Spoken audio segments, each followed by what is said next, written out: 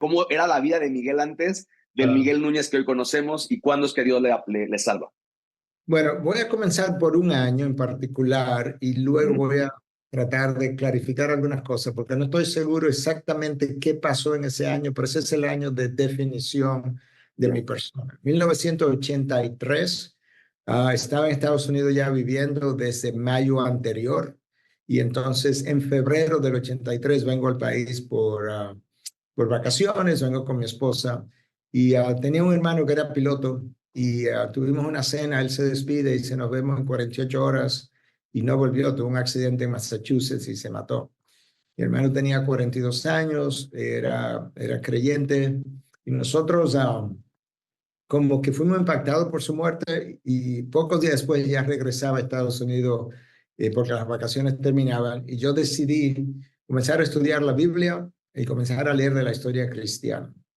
Y estudiando la Biblia comencé a ser cambiado por la misma Biblia y la historia cristiana para entender de dónde habían salido todas estas diferentes denominaciones. Recuerdo que compré un libro de historia de 2 volúmenes, como 1000 páginas cada volumen, quería detalles, quería... Y ahí yo me intereso mucho, yo creo que Dios hizo un trabajo ahí en ese tiempo. Y entonces ya comencé a buscar una iglesia y ingreso a una iglesia y demás. Pero volviendo atrás, yo no sé si yo tenía quizás una fe que había nacido sobrenaturalmente, y ahora explico cuándo, y que estaba ahí como sin haber dado frutos. Quizás la semilla fue sembrada y no había dado nada de fruto. Digo eso porque cuando conocí a mi esposa, ella era casi atea y yo no estaba en ninguna iglesia. Había salido de la iglesia católica muchos años antes, pero no estaba en ninguna. Comencé a orar por ella, por su conversión, para que conociera a Dios. Como que es difícil que yo fuera un inconverso orando por otro inconverso, y sobre todo para su conversión. Y hay una posibilidad que yo pude haberme convertido entre mi tercer grado de primaria y el octavo, que mi papá todavía estaba vivo y me envió a una escuela primaria evangélica. Y todos los miércoles de la mañana había un servicio que llamaban capilla o chapo, y ahí yo oía la palabra miércoles tras miércoles, porque yo recuerdo que desde muy pequeño leía la palabra 2 o 3 veces a la semana, oraba a Cristo como mi papá me mencionó o me enseñó 2 o 3 veces a la semana. Entonces, una de dos, o esa fe, esa semilla que produjo una fe no creció hasta el año 1983, o yo nací de nuevo en 1983. Yo creo que ese es el año clave de mi vida. Sí, entiendo. ¿Y qué caracterizaba al Miguel antes de esa etapa? O sea, al final del día, a nivel de tu historia, dice, tú puedes decir, independientemente del proceso, Sí. ya sea allá o de pequeño, ¿qué distinguía a un Miguel Núñez sin la convicción de que eras un hijo de Dios redimido? Ya. Bueno, tú sabes, como te decía, mi papá era un hombre muy cristiano, Ujú. pero también muy moral o piadoso, que esa es una mejor palabra, en su Ya. diario vivir. Y él se había retirado. Yo fui el último de 7 hijos, o sea que ya mi papá tenía cierta edad, se había retirado de sus funciones como educador, y entonces estaba en la casa escribiendo libros de historia, geografía para el país y demás. Entonces pasó mucho tiempo conmigo. Entonces yo me crié, por así decirlo, desde muy temprana edad como un estudiante y un lector asiduo de los libros. Yo me levantaba a 5:30, 6 de la mañana, 5 de la mañana, como mi papá, a leer. De manera que fui siempre muy estudioso, muy aplicado, muy disciplinado. Yo diría que bastante obediente. Se me desarrolló una diabetes a los 11 años y medio, y eso mismo como que me ayudó a no hacer ninguna de las locuras que adolescentes a veces hacen, porque tenía que estar más disciplinado para mi diabetes. Entonces crecí así, crecí como un muchacho moral, dedicado, aplicado. No fumaba, no bebía, como que no tenía vicios. Y ese era yo, dedicado a mis estudios, hasta que ya me casé y me fui del país en el 82. Ya, perfecto. Dentro de esa etapa, Miguel, ¿quién era tu mejor amigo? No sé si ubicas a quién era tu mejor amigo del Miguel niño. En primaria, no sé, elementary, que tengas, híjole, me acuerdo con él, que reíamos, era con quien. ¿Y por qué era tu mejor amigo? ¿Qué tenías con él? Bueno, realmente si tenía en ese momento de primaria un mejor amigo fue mi papá. Mi papá estuvo ahí, leíamos juntos. Si iba a comprarme un libro, me llevaba y me explicaba por qué me estaba comprando ese libro. Cuando iba a pagar algo, estamos hablando de Yo nací en el 58, más 10, 68, 68, 70. Mi papá murió en el 70. Entonces todo había que ir a pagarlo, no había tarjeta Ya. de crédito, no había internet, Mm, no había eso. Entonces todo ese tipo de cosas mi papá me llevaba y realmente era mi amigo. Ya ok. cuando en mi adolescencia yo no creo que tuve como, bueno, yo tuve un buen amigo eh, por H o por R, pero él no era muy estudioso, yo era muy estudioso y sus Creo padres que por siempre, eso, por eso eras tú su amigo de él. bueno, quizás, no sé, sus padres siempre me estaban buscando para que lo ayudara con sus estudios y demás. Entonces sería él. eh, en la universidad, muy curiosamente, Dios me dio una amiga con quien nunca tuve nada romántico. Me dio una amiga por 5 años, una persona también muy moral, de padres también de buena formación. Y yo creo que a través de esa relación yo aprendí mucho de cómo tratar dignamente con respeto al sexo opuesto. Le doy muchas gracias a Mm, Dios por eso. Yo me fui a Estados Unidos, ya se fue a Francia y no hubo nada romántico. Y ya. muchas veces estudiamos juntos y todo lo demás. Y Dios, yo estoy seguro que formó eso, usó eso para formar un carácter moral que respetara al sexo opuesto y lo tratara con dignidad. Está increíble. Está increíble. Tres libros que más han impactado la vida de Miguel Núñez. Y es una pregunta dificilísima porque has leído, híjole, tú has leído más libros de lo que yo he jugado fútbol partidos. Así que, pero que si tú tienes estos tres que ahorita dirías, híjole, si yo tuviera ahorita un mentoreado, le diría, estos los tienes que leer sí o sí porque Ah, marcaron mi ADN.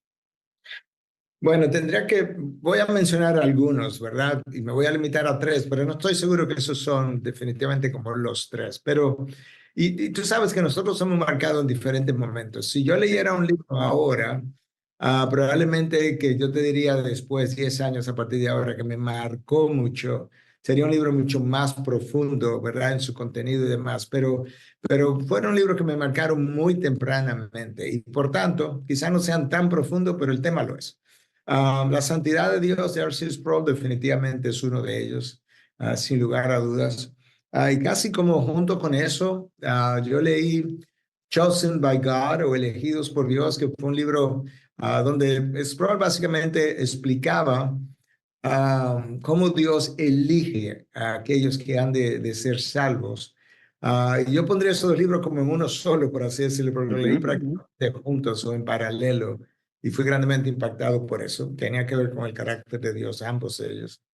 Tendría que mencionar los atributos de Dios de A.W. Pink. ujú. Era tan clara y sucinta como él describe los atributos de Dios. Y yo, ¿Es tu próximo libro de Yo soy un espejo, Miguel Núñezco, de ese libro? bueno, la diferencia yo creo que es mi próximo, o sea, el libro que está saliendo ahora, que es de los Sí. atributos de Dios, te enseña mucho de cómo ese carácter de Dios te transforma a ti en persona, o debe Mm, transformar. Que a nivel, tú sabes, de A.W. Pink y la gran mayoría de los otros libros de los atributos de Dios son muy teológicos, conceptuales a 30.000 pies de altura, pero como que la gente no sabe cómo que se supone que eso se vea en mi vida. Entonces, este libro es diferente en ese sentido, pero definitivamente que en términos de mi apreciación del carácter de Dios, de quién Él ujú. es, también tiene que ver mucho con ese libro. Estoy tratando de ver cuál sería el próximo que yo mencionaría. Bueno, el mismo Pink tiene un título con el nombre de La soberanía de Dios. O sea, de todos los atributos sacó un libro separado. Yo creo que fui grandemente impactado por ese Mm, libro. Pero podría mencionar, estoy tomando como quizá tres áreas distintas, pero podría mencionar uno más y es ujú. ya un poco más avanzado, eh, pero igual muy temprano en la fe, pero yo diría que como en el primer año, segundo año ahí de haber plantado la iglesia, mis primeros 3 años, digamos, de haber plantado la iglesia, leí el libro de El líder espiritual de Henry Blackaby. Um, Claro. ese libro, sobre todo la versión en inglés, porque la versión en español la editaron mucho. Editaron temas Oh, y los capítulos mismos quedaron más reducidos. Y lo menciono porque me pidieron que pudiera hacer un endoso del libro en español. Yo asumí en principio que era el mismo libro, lo endosé como quizás el mejor libro de liderazgo que había leído. Y alguien me escribió un día y me dijo, ese es el mejor libro de liderazgo que tú has leído.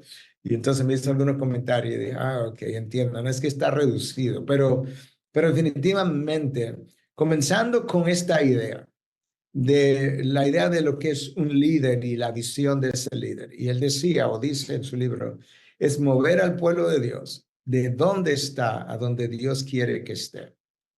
Porque eso le quita toda esta otra dimensión a lo que se ha escrito sobre liderazgo, porque esa definición me dice a mí que yo necesito conocer dónde está ese pueblo.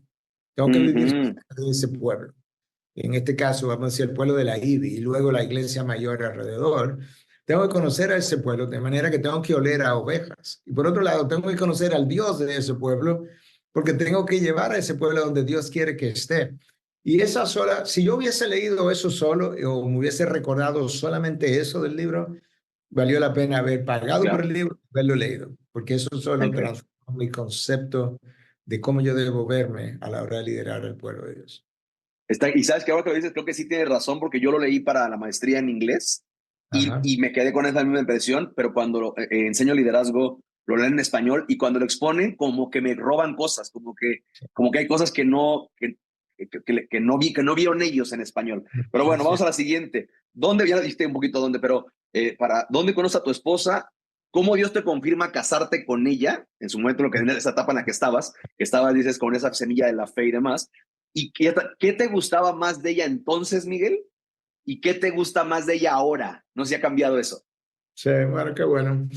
Bueno, por un lado, yo terminé la universidad en marzo de 1980, pero en ese momento la universidad tenía una especie de mini crisis a nivel de enseñar, de profesores de materias básicas como embriología, genética, anatomía y ese tipo de cosas. Y la universidad me ofreció la oportunidad de enseñar. Tan pronto terminé la escuela de medicina, de manera que Mm, en marzo yo acabo y en abril yo comienzo a enseñar. Entonces, la wow. primera materia que enseñé fue embriología y ahí estaba mi futura esposa en esa materia que venía de Estados Unidos a estudiar medicina en República Dominicana. Solamente Dios hace cosas así. Y entonces estaba en primera fila, de hecho. Pero yo era muy, tú sabes, tenía 22 años cuando comencé a enseñar. Y yo era muy, yo voy a usar la palabra rígido, porque entre mi juventud y mi deseo de no hacer nada indebido y no saber cómo hacerlo con cierta flexibilidad, era como muy rígido. Y por tanto no hablé nada con ella, nada. De hecho, un día saliendo de clase me ofreció un chicle, siempre bromeamos con eso. Y yo le digo, por eso tú estabas ya buscándome. Pero me ofreció un chicle y yo dije, no, gracias. Ni eso me atreví a tomarle, ni siquiera le llamamos chicle a nosotros, Sí, sí, sí.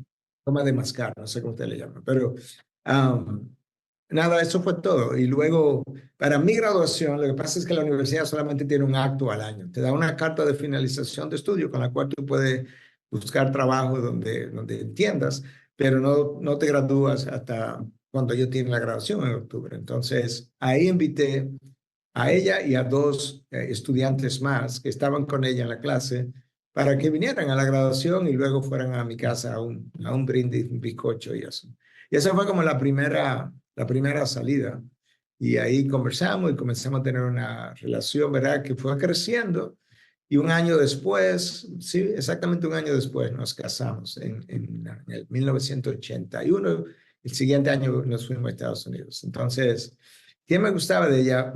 Mira, es interesante la pregunta, porque aunque parezca tonta la respuesta en un sentido, yo había tenido como en mis años adolescentes, a los 18 años, había tenido como dos novias, y pongo eso entre Ujú. comillas, que realmente teníamos muy poco contacto, eran años muy tradicionales en la educación, y ninguno de los dos tenía tanta libertad. Entonces, pero a esa edad eran novias también muy maduras emocionalmente por su misma edad. Y era mucho de dónde tú estabas, para dónde vas, por qué no llamaste a tal hora, por qué. Y después de un par de veces, duraron como 3 o 4 meses esas dos noviazgos. Ujú, ujú. No, yo soy un jovencito para que me estén controlando tanto de dónde viene, para dónde va. Y no quería, honestamente, no quería como hacer nada malo, pero justamente por eso, ¿por qué me controlas tanto cuando yo quiero serte un amigo fiel? Y decidí que no iba a tener novia hasta que me graduara de la universidad, como pasó. Mm, Entonces, cuando conocí a Katy, Katy me lleva varios años de edad, era más madura que una persona de esa misma edad. Yo tenía 24, 22 cuando la conocí, nos casamos ya cuando tenía 24, o nos fuimos a Estados Unidos cuando tenía 24.